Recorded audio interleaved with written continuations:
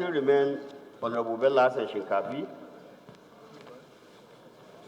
Sir, note that Zamfara State, which used to be one of the most peaceful parts of the country, has suddenly turned into a killing and kidnapping field where many lives and property have been lost every day to armed bandits and other criminal elements. Mr. Speaker, that just last Friday, Mr. Speaker, about 49 persons were killed, over 100 people were injured and hospitalized.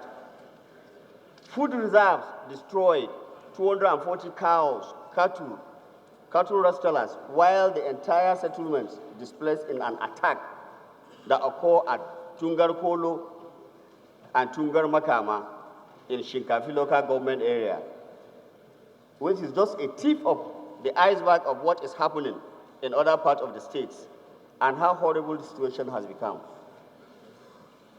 Mr. Speaker, we are aware that this terrible state of things has destroyed the means of livelihood of Zamfara inhabitants, scared away credible businessmen and potential investors, and halted the hitherto agricultural activities as people no longer go to farms to grow food, resulting to acute hunger, poverty, and malnutrition speedily creeping in. Mr. Speaker, aside the negative economic consequences of depriving the state the capacity to making its due contribution to the nation's GDP and worsening food shortages across the country, insecurity, if left unchecked, could gradually find its way into neighboring states. Our concerns are that the situation has persisted, growing from bad to worse for almost 5 years. Now, in spite of routine efforts, security agencies to quell the menace, therefore requiring change of strategy for the better. That the primary responsibility of government anywhere in the world is to safeguard lives and property.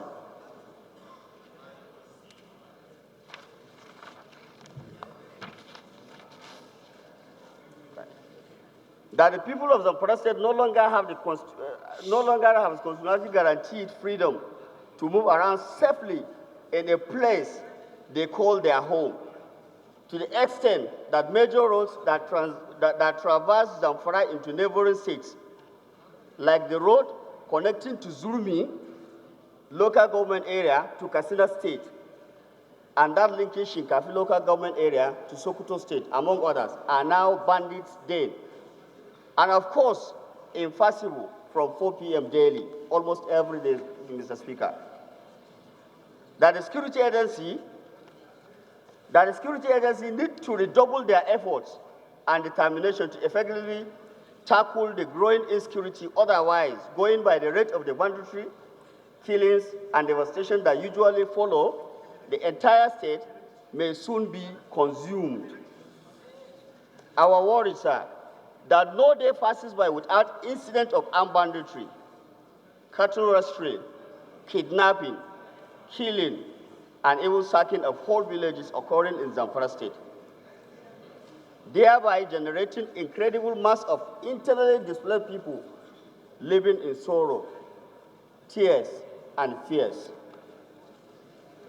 Mr. Speaker, we now resolve, that is our prayer, Mr. Speaker. We now pray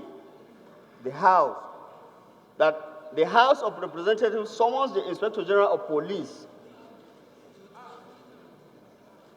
the Director General of the Department of State Security Services, DSS, and all the service chiefs to brief it on what they know are the root cause and possible solution of the insecurity in Zamfara State.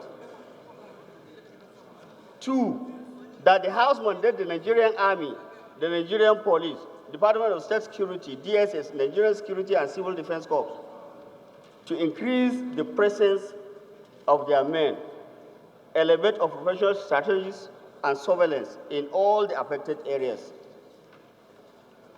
Number 3, that the House mandate the National Emergency Management Agency, NEMA, to urgently provide relief materials to victims of these attacks, and as a matter of responsibility, set up internally displaced people's, that is IDP camps, in the affected area to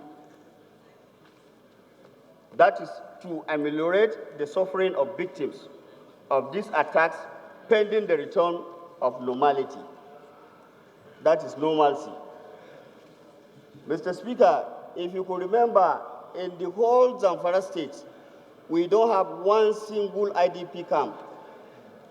And most of the people, they are now in most of our primary schools or secondary schools. They occupy the primary school and secondary school in some of our states. In our area, sir. And if you could go by it, most of our even secondary students or primary students, they are not even taking their educational listing there. You can't even find them in the schools.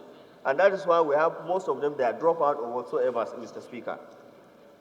That the House update, and number 4, that the House set up an ad hoc committee to conduct independent investigation. Honorable, are you still reading your motion or are you debating? You are reading your motion, correct? Because you just got to your prayers now. Are you still reading your motions? Or are you are still reading the motion? Or is that the debate? That's the prayer.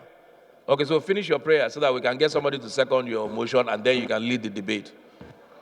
That the House set up an ad hoc committee to conduct independent investigation on colleagues, silence, please, in Zamfara State and come up with a workable solution, ensure full compliance to House directives, and report back to it within 4 weeks, if possible, Mr. President, Mr. Speaker. I so move.